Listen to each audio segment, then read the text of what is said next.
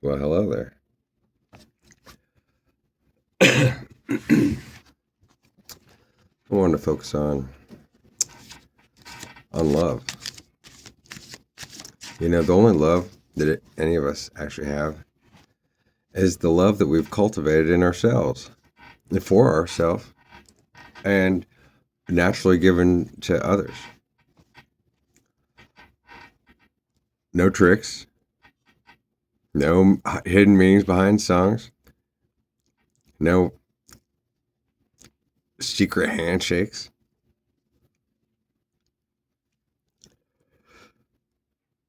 Just being here and being real. That's more love than, most of the stars could ever take. I guess that's why even their best love songs. Selena said it best, pointed out about music. I love you like a love song. Considering every love song is really a hate song. Pretty much. Otherwise, why do they do it for money? Why can't they just do it all the time, huh? I mean, it's great, but then it's just, okay, repeat, repeat, repeat. You heard it once, it's gone. And it just cultivates a feeling in you that is an illusion.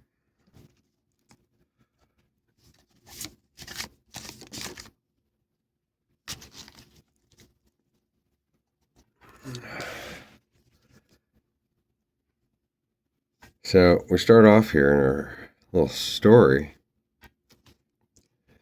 of this dance. Get this Two of Swords here. As equal partnership, at the same time as squaring off toe to toe. The man's trapped in the house, and she's got her back to the door. She can run away anytime she wants to. She's already free. She probably got 10 guys waiting outside for her, and probably got 3 in the house that'll kill him at her word. That's where a woman is dangerous.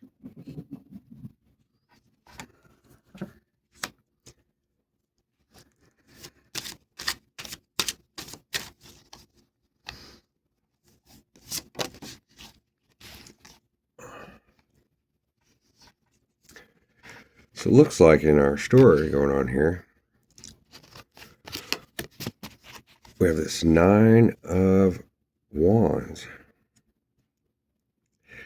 This guy is carrying the whole freaking fence by himself. And she's just carrying one pole all over there all by herself. And she's making him do all the work. Only we got this in reverse. This woman, it looks like he's struggling, but she's paddling down the river and her head's underwater because she is afraid to be agreeing with him.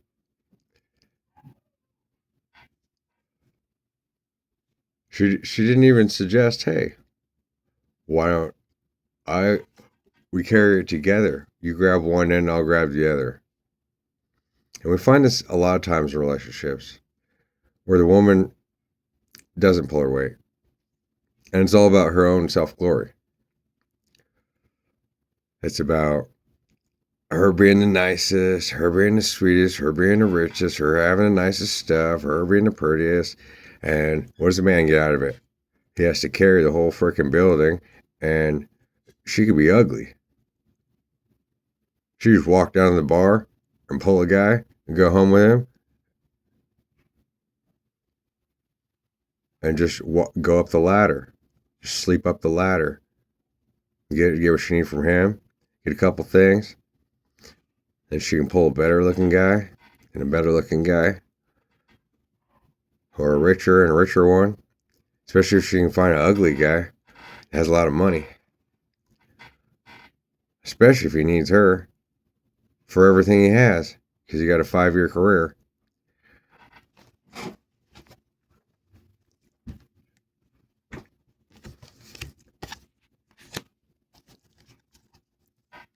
What's he going to do after his 5-year career? Or she's just going to wait till he dies till she gets his money? I've always found this is an issue with rich girls. Because they don't know how to appreciate anybody.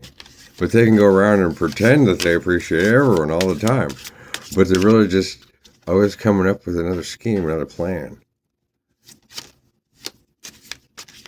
Not all rich girls, but, if you got the looks and you got the place, shit, you can pull angel messages all day.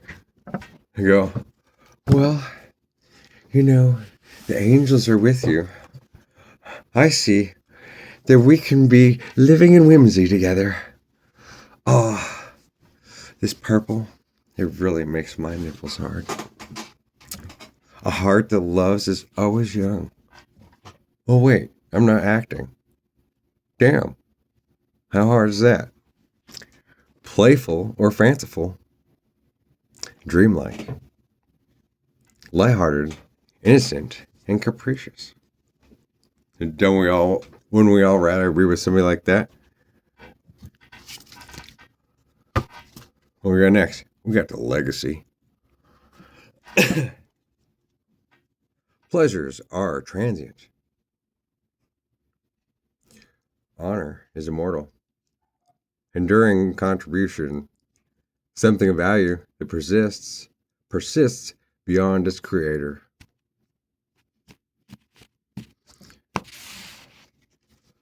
One of those things, obviously, is children.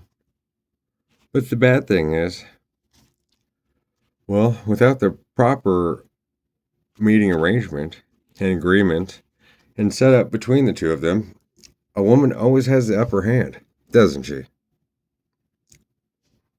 You look like a piece of crap if she decides to stay home, especially if she can come up with an excuse from a doctor. Get a doctor's note. Not saying anything negative about anybody that stays home has got a doctor's note. I'm just generally speaking. And I know a lot of men out there know all about this. And then so where's your legacy? Damn. Well, I pulled this hot mama, this trophy wife. And even if she had some shit going on and money and stuff, how are you ever going to keep her? And that's why I think one of these great things that we say about whores is oldest profession in the book. Before there was a profession, before man made fire, women got whatever they wanted. All they had to do is go up to the next guy.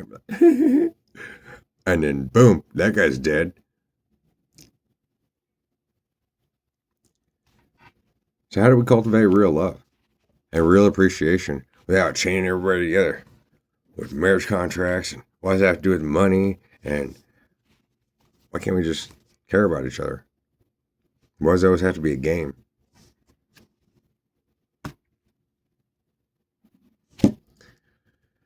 So we get Amity in reverse. That's funny. I used to date a girl named Amity. It was a long time ago. My early teens. Getting that in reverse, that's interesting. See, the law is weird. How all the time, there'd be somebody who's 19, has a 15, 16-year-old girlfriend. It's fine. As long as the parents are fine with it, it's okay. But then anybody wants to get a wild hair up their ass, and all of a sudden a guy goes to jail.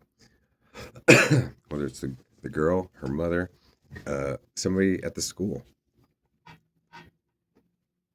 Well, I was a late bloomer myself. And I'd always get hooked up with girls, well, a couple times. They're quite a bit younger than me. I didn't have sex with them. I mean, I put that off until forever. Because some just told me how dangerous they were, and I've always only been looking for true love. Ultimately, I was looking for love. I wasn't looking for God. I wasn't looking for money. I wasn't looking to be powerful. So it's interesting. I've been married 3 times. And I have 0 kids. And I was willing to put everything I have into their kids, even if their tubes were tied. And then later on, they could hold that against me and go, oh, well, you should be a dad. I don't want to be a mom. I don't want to have kids. Or that was my youngest wife.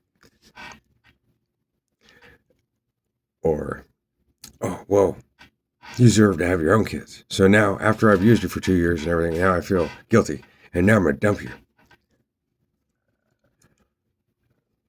See, women have this too much power if it's not grounded in perfect love and commitment to her husband. Like, the funny thing is, all the Disney movies and everything get women to think about, oh, I want Prince Charming. I want Prince Charming. And then, even if they get Prince Charming, then they'll go to the ball together the next year, and she'll be like, oh, I never seen the Prince of Monaco here before.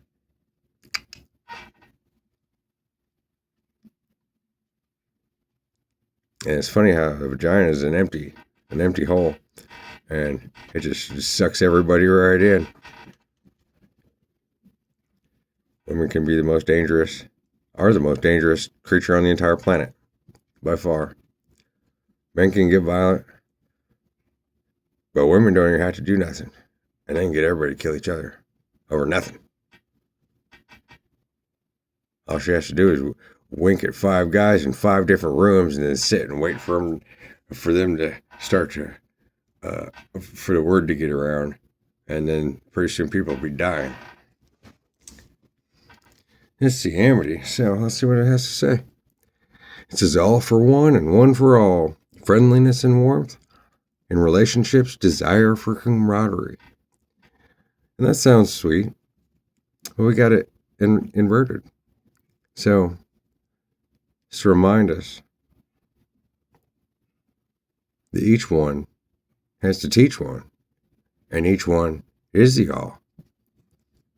And if all of us aren't one, and teaching each other, and together as the collective birds in flight, if there's any one of us that's just flying along and stealing off everybody else, you got $1 billion, and then that looks like the crook. Then turn all the fans into, like her, advantage takers.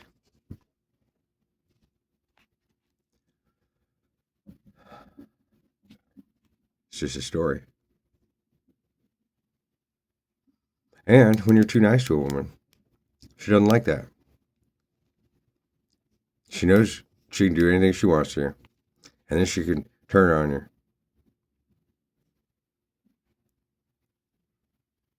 That's dangerous.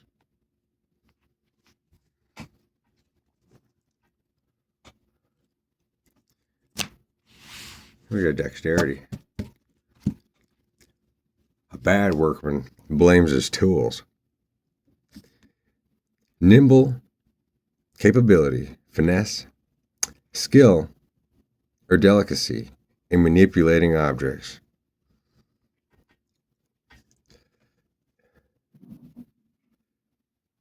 But not people.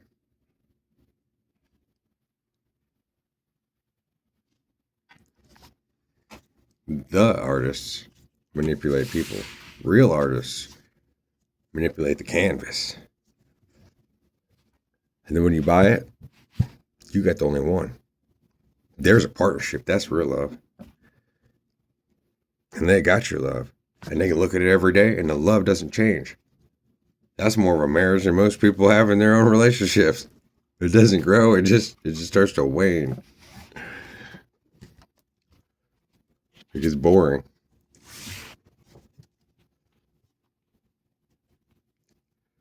You know, one of my favorite things is I love to serve. That's what having a big heart is. Or it makes you feel good. Just do something for somebody for no reason. The problem in that is how everyone takes your kindness for weakness. And then at the same time, they go around your back and tell some stories. One story was, it got back around to me. So I worked at two vet clinics for about a year and a half of my life. And at both places, the people who come in would give me huge praise and say, "You're the best with animals. This is what you're meant to be doing." And that's where I found out I had animal magnetism. I didn't know that fully before that. I found that it didn't really matter, and none of the animals would hurt me. And we get along great. I was their best friend at the end of their lives and such. Well, so my other most favorite cat besides Sophia, her name was Callie. Callie was so, I got her as a baby, and she would literally sleep on my pillow, just a little thing, and she would actually kiss me goodnight. Just like Sophia, but even more like human-like. She would really, it was the cutest thing ever. She was amazing. And weird thing is, I took her home where she was born on 9/11. Exactly 1 year later, on 9/11, the entire family got sick, including the cat. Cats and humans don't get the same sicknesses. So there's always some weird shit going on, right? Well, from there, she started to decline. And I was trapped at the hotel, at one of the several hotels I worked at. And she was down to, it was December, and Dan, the manager at the time, was in India. I was stuck there for like a week, 2 weeks. And I was talking to my animals a lot. I mean, you saw probably how I talk to the cats in the street, and they respond to me because it's about a frequency. Like, it's like telepathy. And people don't talk to animals like I do. And even if they do, somehow it's not quite the same. Like, it's almost an immediate bond. Well, so I talked to, it was her and Gemma. It was another cat who passed away, a male cat. He was amazing too. He was rescued from actually Alva. That's a cool story. Another time maybe.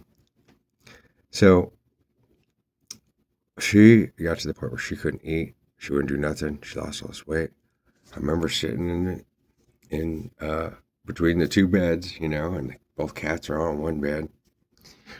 And I talked to her about, and Gemma, and I'm like, you're really sick, and there's no cure for it.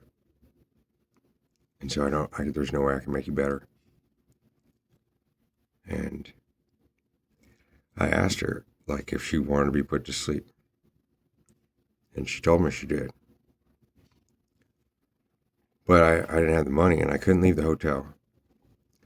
And so I did a little bit of research online. And I found out, well, they used to use ether, starter fluid.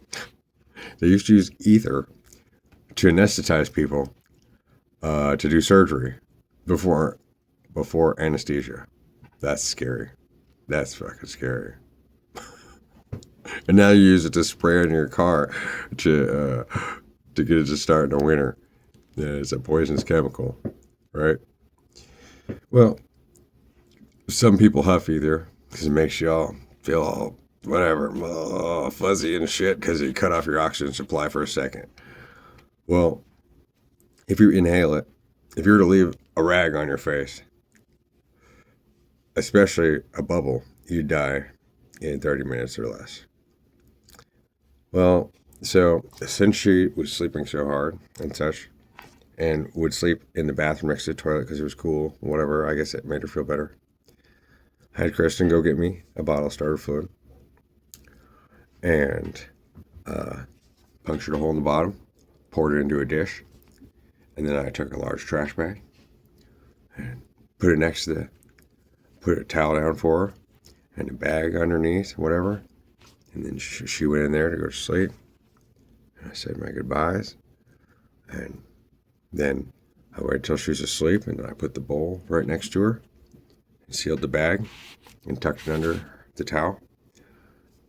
This is something that anybody who needs to put a pet to sleep and doesn't want to pay the $100 to $400 to do it, and to put your own pet to rest without having to deal with a bunch of doctors and stuff just taking you for everything they can get out of you and then hand you back some crushed bones or a bag. You can save that money for the rest of your family, and your pet will appreciate you too. 30 minutes later, her heart stopped. So then I put her in a bag, and I told Christian to take her home and put her in the freezer. Funny thing is, a year or so, 2 years later, I worked at a different vet clinic, and I was like, hey, you just do cremations and do jars and everything.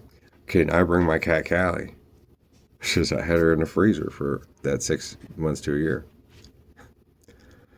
Because you don't just want to bear in the backyard. We don't own the house. At the same time, like, what do you do? And so I got her put into a jar. And I believe Kristen still has that. So I didn't even get my pet. But where the story's going is, I told somebody this story. And this happens almost every time I tell somebody a real story about human compassion and love, and how to save money, and how to be a smart person, not let the world take advantage of you, or how the world took advantage of me, and how you could do better. Anytime I tell somebody a story like this, then they pull some weird shit. So then, this guy I used to live near, always have gatherings and parties or whatever. He told everybody, yeah, he killed his cat and all this stuff, and just turned it into, I'm an animal murderer. When that's entirely perfectly 180, 360, all fucking fives opposite. Just to act like, oh yeah, see, I'm cool. I'm knocking Josh down. Oh, I'm cool because I'm knocking Josh down. Yeah, let's drink some more. Look how stupid people can get. It makes him look stupid to even tell the story. So anyway, let's get back to our tarot story.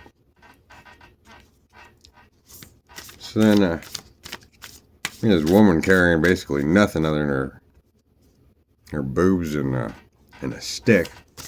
While the dude's carrying a whole freaking fence, about ready to break his back.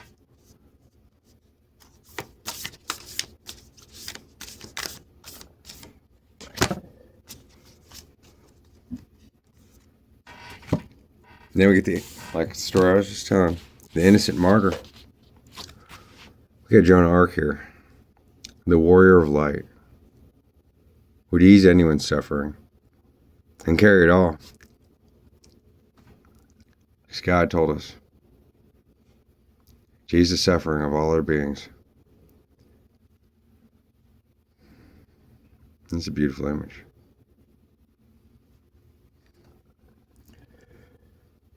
And then she was killed. And then they call her a hero. Isn't that what they do to all the heroes? All the best of us. They use us up and they kill us, and then they profit off of all of our stuff and our image for their own glory.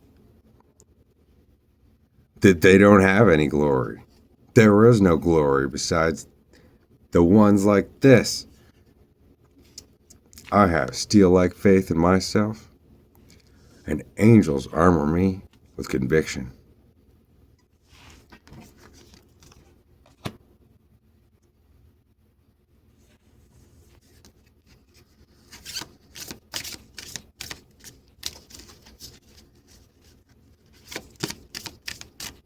Let's see what we got here.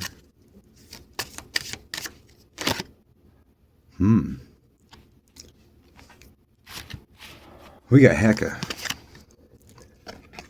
inverted here. The alchemical force. Yeah. Inverted. What's alchemical force? Once you've already transmuted the pain and suffering, then it already is yours. It is you. The trail left behind is just for others to maybe pull them out of it so that they don't continually, people keep having to jump down the hole to freaking find the same fucking thing that's been found by everyone else before you, but they keep killing us and burying it.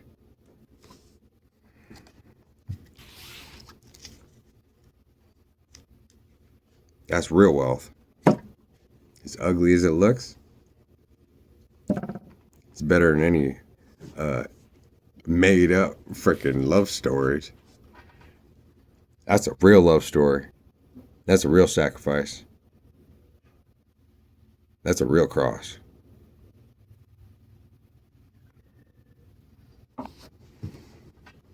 And why? Not for my glory. For the glory of the world. So no more others have to suffer through it. At the same time as I know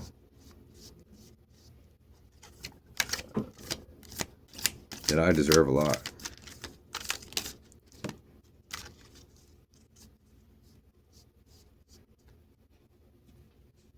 It says take up your cross. I did. Everything's inverted, so I laid that motherfucker down and handed it over. And now everybody can dance on it together. Or everybody can just play stupid. Now, how far does that get anybody?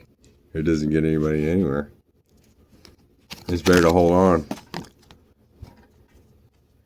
and know the divine justice and righteousness. Stand at the center of the wheel of fortune. Everybody else can spin all they want and stay spun out forever,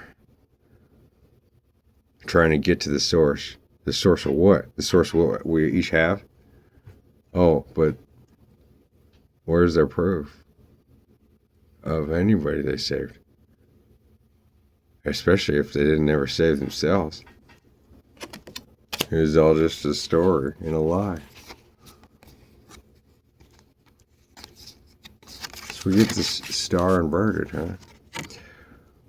Which is even better.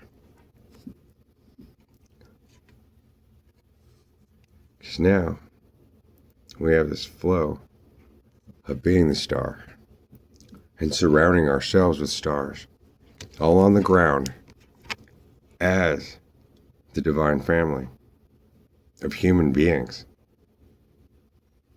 Not no freaking aliens. Not no freaking, look, I'm an angel, here's my call sign. As real human beings.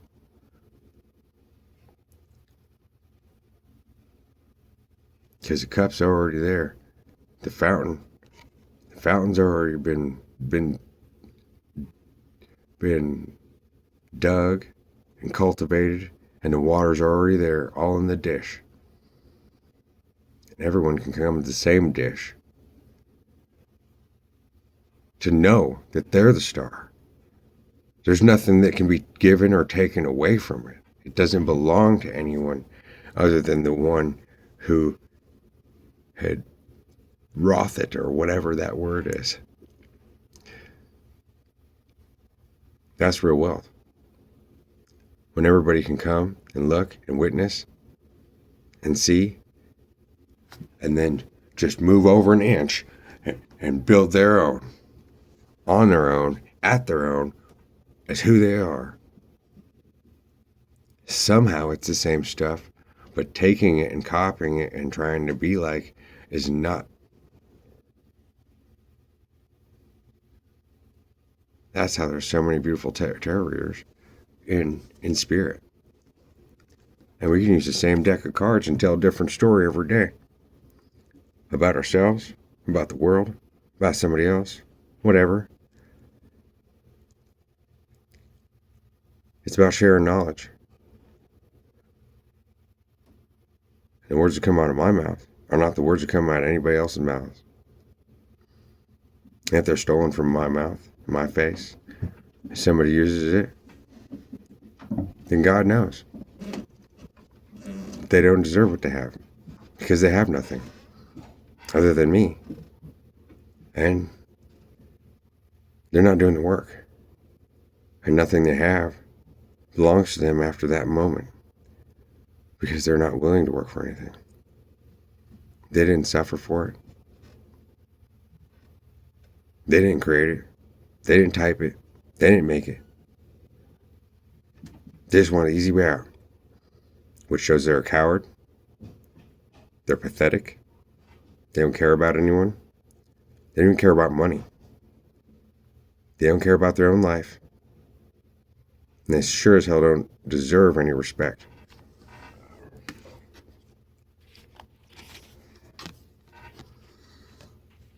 Until they do the work.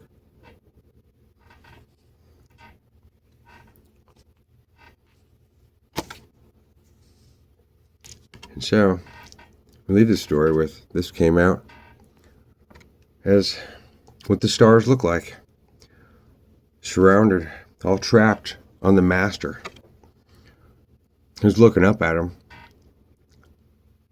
But here we are, all on the ground, as the true Milky Way.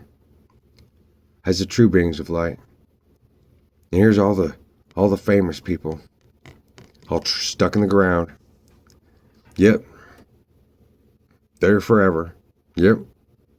Not to disrespect any of them because some are so great. But yep, there's Prince. Oh, we can pull up his catalog. Okay. Is he ever going to write anything new? Nope. And as innocent and honest as he could be, the label told him how to do it. It was all a battle. Prince, Michael Jackson, they were all about that battle. In order to try to free everyone. Not to try to, like the system tries to get us to be. For all of us to be like him. Oh, I want to be like Michael Jackson. I'm going to do that. I'm going to copy him. I'm going to copy him. Well, that's cool and all if you're 5. But ultimately, what's an impersonator? Well, why ain't you got your own moves? Why can't you get your own face? Why can't you get your own self? And so, yeah, it's cute. But that's the system that set us up to think, oh, it's cute to be like. Why not be original? So we got totality in reverse, which gives a normal sort of saying, the whole is greater than the sum of its parts. Yeah. And if you put yourself into every single part and every single letter and every single number or letter you do, then who could be greater than you? There is no whole and there is no parts. That's selfhood.